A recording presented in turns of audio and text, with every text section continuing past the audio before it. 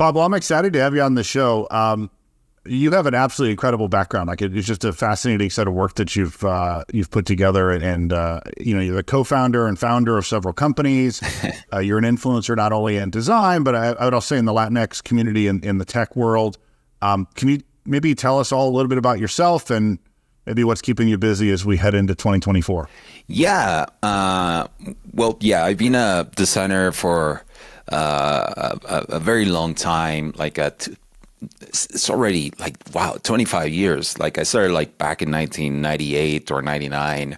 And I started I'm realizing that a lot of designers have started doing stuff for either the punk band or whatever their hobbies were when they were teenagers, or maybe for, I don't know, back in those days, I also skateboarded. So that's really what got me into design. But fast forward to now, and now I'm working more on the AI side of stuff, everyone is, I guess, now. But yeah, I've been doing 4 or 5 years ago, I started going into the startup, starting our own startups, and it's been a wild ride. And but lately we've been just experimenting with AI, and it's been a really cool challenge to work with those rebellious little robots. Well, it is, and you sort of joke about it. It's true, but it is very, very topical. Everybody's talking a lot about AI and what it means and what its impact is. And you mentioned your Musho AI plugin for Figma, which is amazing. I'd like to maybe sort of peel back the AI topic just a little bit.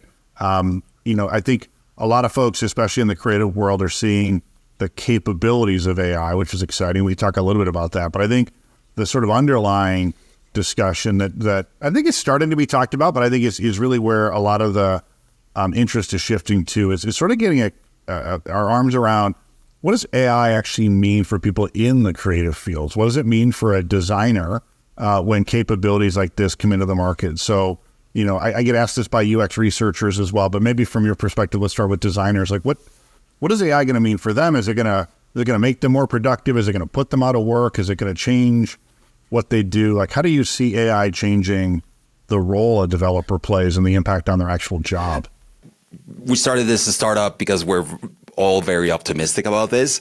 And as a techno optimist, I believe in the ability that these tools will have for creative empowerment. And I'm a firm believer in the positive impact that technology has. And I see AI as this, a powerful tool, to enhance the creative capabilities of individuals, and obviously I see that this is happening at a very fast pace, and it will be very naive to not really see all the challenges that this brings, because the pace at which AI is just evolving, it's making traditional systems in industries which are slower to adapt to have almost a breakdown and maybe an existential crisis, I guess. So I can see that there's going to be a period of transition, and where there's going to be a lot of people affected by this shift, and there's going to be a lot of people who might feel displaced, and I can see that happening on the creative side, because it's weird, because I suppose we always thought that the robots that we humans had this unique capability of being creative, and then we realized, oh no, the robots can be creative too. Actually, they can be very creative, and sometimes even hallucinate stuff. But I suppose that for a lot of people, suddenly getting ChatGPT is just it was a day before and a day after ChatGPT, because it just democratized the capabilities of the AI. Everyone now can see it as oh, wait, hold on, this is actually really good. I can use this, and this could replace Robert, who is doing our copywriting. Suddenly, like, I'm pretty sure that for a lot of people are like, oh, I maybe I don't need an assistant anymore, or I don't need this person. So I suppose that for a It was lot of tangible. I agree with that. It was very tangible. Like all of a sudden it was a thing. You yeah, could see it and interact. I agree. Yeah. it was just like from one day to another, it was like, oh, okay. For I suppose for business owners or for people who are on the other side hiring people, I'm pretty sure that they got, oh, okay, maybe we can reduce our staff because this thing can, like, one person can do the job of like three. I see all of this more as something that we have to go through, this adaptation that we have to go through.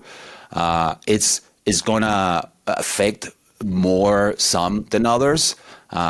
We were also thinking that we were imagining AI more as robots, they just like arms, and just like that, like the blue collar jobs were going to be replaced. But we realized that it's like, oh no, it's actually the intelligence part is what this thing is really good at. So design is one of those, right? Designers right now, I can see that they need to adapt. But at the same time, I see suddenly designers not being just one specialty, because like I see it as the creative output that these tools have are democratizing creativity, and the creative output will no longer be like an exclusive domain of those with like formal training or like access to expensive resources. I can also tell you from the other side, like as us building the tools like for that do design, a comforting thought is that the robots are not very good at design, not yet. At least, yeah. I mean, we're working on making them get better, by the way. But so far, they're good at replicating stuff that is already there, and they're good at just like templates or like you just like type something, and all the demos that you see on Twitter and stuff, they're really good at just like making stuff on components that already exist, like a Tailwind HTML, like a Tailwind website. It's really good at doing that stuff because like Tailwind, all the components already exist, so it's good at just like putting them together. But like actually coding them or actually creating layout and creating compositions, I suppose that since all of these models are trained on all the data that exists, well, most of the web and most of the stuff that is out there is not very good. So the output is usually not great. It's sort of inherently derivative, to your point, right? Like it's sort of based on what everybody's been doing before. And I think, I think when we talk to UX researchers, one of the things we talk a lot about is, the cost curve sort of shifting and making this a lot cheaper, but it's still very valuable. And I think we see, I don't know, in our day-to-day lives, I don't think I walk around this world and think, oh, it's overly designed. Like everything is really well designed at this point, or like everything's really usable at this point. Yeah. Like a vast majority of things are not getting the kind of high-end design and feedback loop that is probably needed.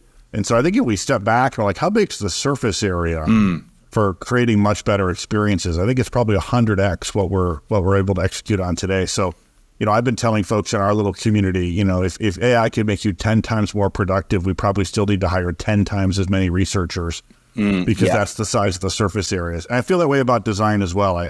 I've never worked at a company where I thought to myself, we just have too many designers. Like the problem set is so big that I could always use more. And I think that's sort of my mindset on the AI is if we can really help shift that cost curve, I think I would apply design principles and better design to just a lot more stuff versus go like, well, I'm really glad we don't have to have as many thoughts about design anymore. So maybe that's what this will end up being, is sort of a big unlock for how much we can invest in this area. Yeah.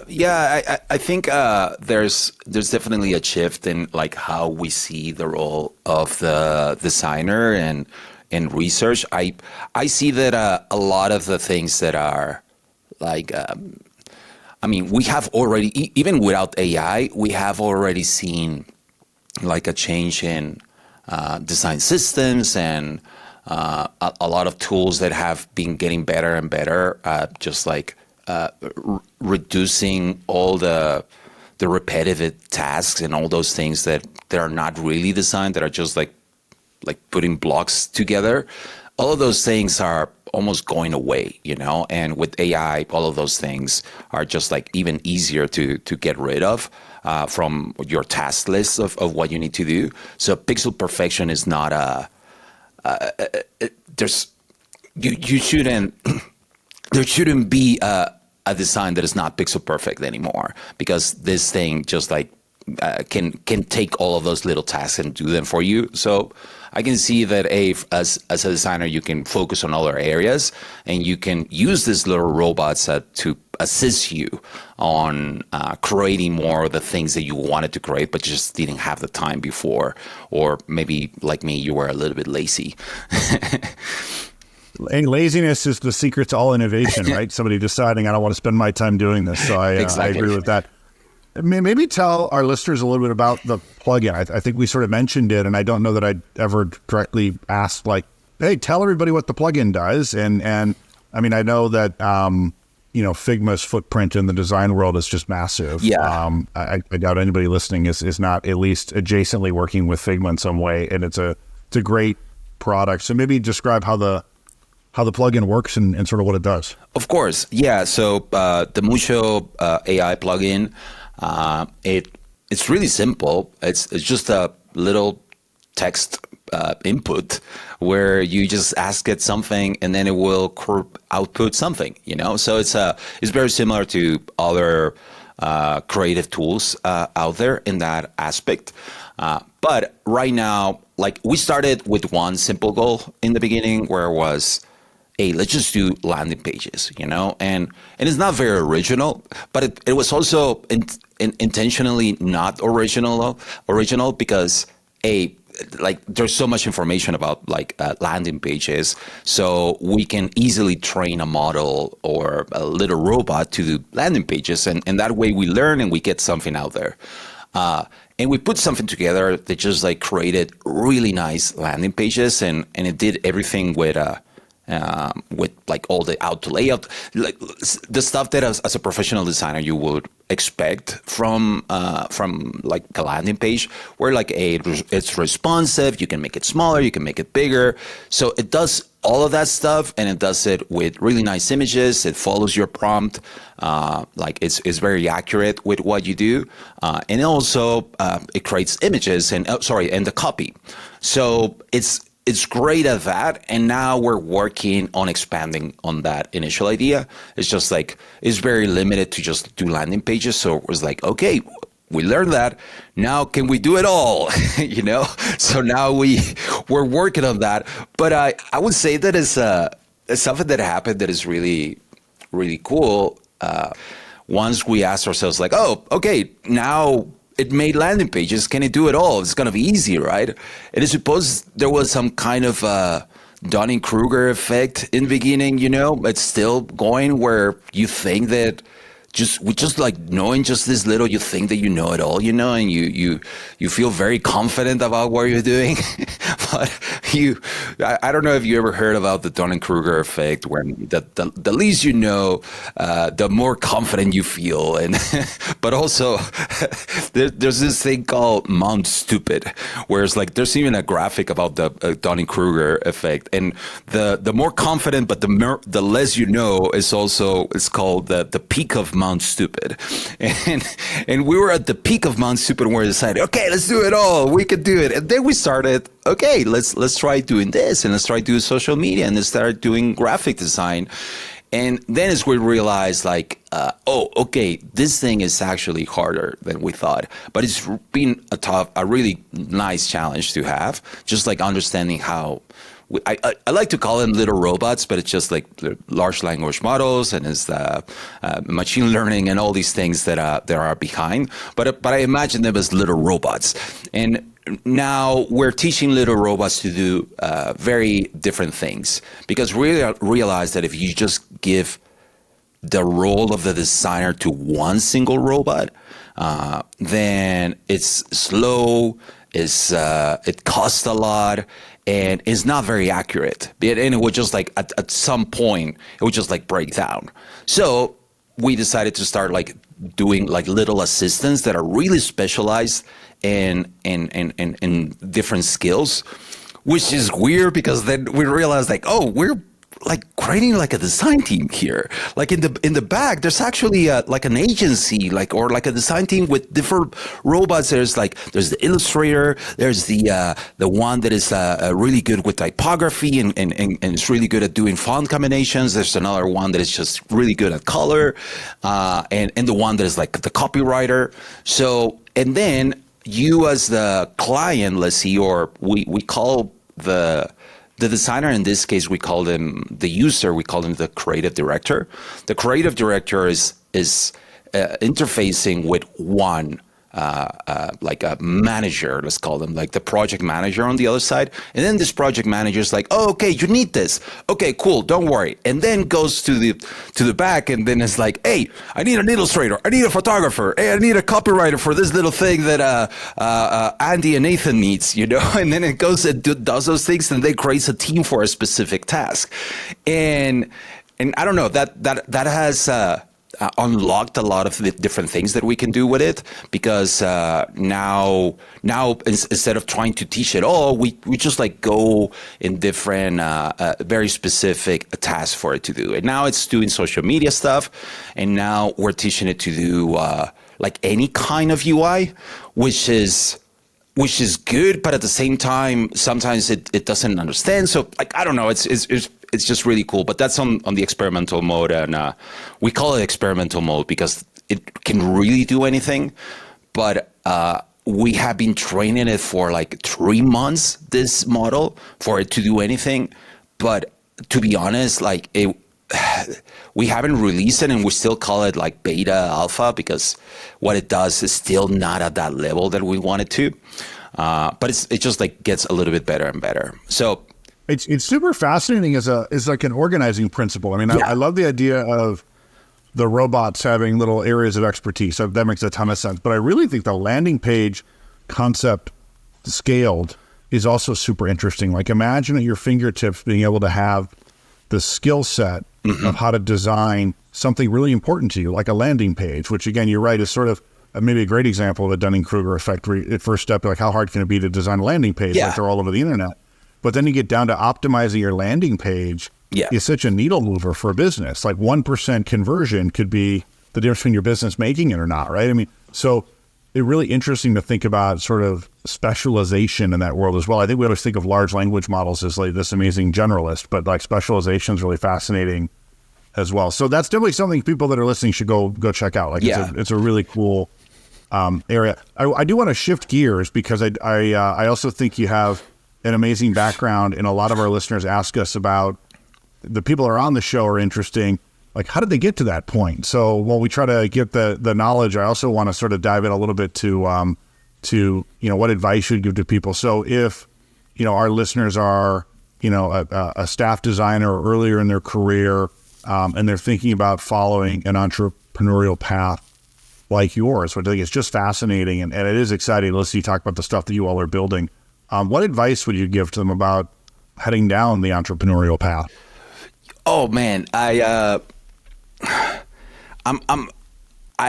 thank you for asking that question, because I'm on the other side, and well, I'm still like going through this. I like to call it roller coaster, and you think that you're like at the end of the roller coaster, and then you realize there's another peak and there's another free fall waiting for you. But I would say that it's embrace that roller coaster, because it's an emotional roller coaster, and really prepare yourself for that emotional journey, because there's going to be a lot of tests, and those tests come from very unexpected places. Sometimes they come from your family, and your friends, and from the people close to you. And it comes from a place of love, and it comes from a place of worry, where it's like, hey, you're going into that thing that feels like it's just like draining you. For them, it's like it on their side, it looks like it's maybe it's just taking all of your time. You're not seeing your family or friends as much as you did before you went into that route. So for them, it's like, what is this change? What is this shift? And they worry for you, but it's also maybe they're also afraid of that change, and they're not ready for that. And you have to make a decision and say like, hey, I know this is tough for you too, but I have to go do this, And so, and it's a very lonely road too, where you don't know who to talk. Once you're in there, you don't know who to talk to about these things, because you realize that not a lot of people go into this route. So you have to, I suppose, like create a support system, just like surround yourself with other like-minded individuals that have gone through this. Maybe get an advisor or other founders. I also advise not going just by yourself. Get a co-founder, because if you just go by yourself, it's going to be really tough. And if you get a co-founder, then you can share, well, all the responsibility, of course, and all the work and all that stuff, but also, again, all the emotional stress, and having someone with whom you can talk about the ideas, but also talk about the things that go wrong is good. I can go on, but one thing is also building this resilience for that goes to the first point, rejection. Just like, I don't know, at least in if you're going to be raising money, if it's not bootstrapped, and if it is not, if you're going to be for VC capital or something, you're going to get a lot of no's. Like most people are going to say no to you, and it's going to feel very personal. It's going to feel like crap because it's your idea, and it's like, so because this idea they're saying no, then they're saying no to me, and your self-worth goes down. But that's just in the beginning, and I would just recommend seeing each no as a step closer to the yes, to that first yes. Usually you just need one person to believe in you. I have a conspiracy theory, and I think all VCs and all angel investors have a WhatsApp group, and they talk between each other. And you just need one yes from one of those people, and then everybody else is going to get FOMO, and then everybody's going to jump in, and then maybe you're going to get oversubscribed. Well, it's also, to your point, it is one of these processes where you do just need one yes. Yeah. Like once the funding goes into your bank account, it doesn't really matter how many people said no. It's not like a vote. You don't have to get a majority of VCs to say yes. Yeah. You just need, I used to joke when I worked at Oracle, I would sometimes submit stuff multiple times into the process that I needed to run through, because it didn't matter how many times somebody in the back office said no. I just needed one yes. Yeah. So I would just sort of keep going. I think that's the right approach. I really like your point too about having co-founders. I think one of the things I've heard a lot of folks tell me who go through the entrepreneurial journey is there's a sort of advice bias as well. Everybody wants to go find a highly successful founder to give them advice. Part of the challenge in doing that is, to your point, the math is that most of these don't make it. So going with selection bias to somebody who maybe didn't run into the same challenges you might hit, and having them not be able to relate to that isn't very helpful either. You sort of need some people either who are currently in that stage or have been through the rough spots to really help go, we got to the other side of that. I think that's really, really solid advice. So I want to maybe last thing I'll ask, which is an important one. I also get asked by people who listen to our show, how do I follow up? How do I follow these folks? How do I learn more about what they're doing? So you have a ton of great things going on, so many amazing initiatives. I'm sure people want to learn and follow you, but also you have your Musho AI, you have Bueno, Blush, a whole bunch of creative initiatives that you're part of. So what do our listeners do if they want to engage and follow you or connect to some of your projects? Well, I would encourage everyone to go and try and test Musho AI. We're in the early stages of it, and really we're learning, and we need all that feedback right now on this tool that we're building. So that will be really helpful for us. So like going to Musho AI, and I think it's on Twitter. User feedback is something we're big on in this podcast. So 2 big thumbs up for me on the idea of having people try it and give you feedback. Yeah. And yeah, it's Musho AI on Twitter. So like if you follow us there, and I think it's also on LinkedIn, we just like do weekly updates and we do weekly user tests. And that has helped us a lot. And more on that, like going back to the Dunning-Kruger effect too. Well, it was really, once we started testing it with users, like, oh, of course they need that. Of course they will be looking at a text input and they would just like ask for a million things, you know? And it's like, it's weird because like when you're like, obviously you're working on something, you're building in this little island and with your thoughts and all your biases, like you think that everyone is going to need the perfect little very niche product that you created, and then you put in the hands of users. They're like, no, you're doing it wrong. Don't ask it that. Don't ask the robot to do that. And it's like, oh, okay, well, we need to work on that. So yeah, we get a lot of, we never thought somebody would ask it to do that. Like we never imagined. I mean, it's fascinating what people do when you hand them stuff, for sure. Yeah, it's user testing for sure is something that has helped us a lot. So highly recommend it. And just Musho AI. And well, myself, I'm a spammer. So I don't know if people want to follow me, but I'm Pablo Stanley. And I'm a spammer. Just like I just keep updating people on all the crap that we find. You have amazing content. I think you're being gracious of that. So I would definitely recommend people follow your content. Thank you, Andy. And this was great. I know you're busy and you have a lot going on, so I really appreciate you spending some time with us. Thank you for joining us, sharing your knowledge, talking about AI and the things you have going on and your experience as an entrepreneur. I really appreciate it. I know our audience will get a lot out of it.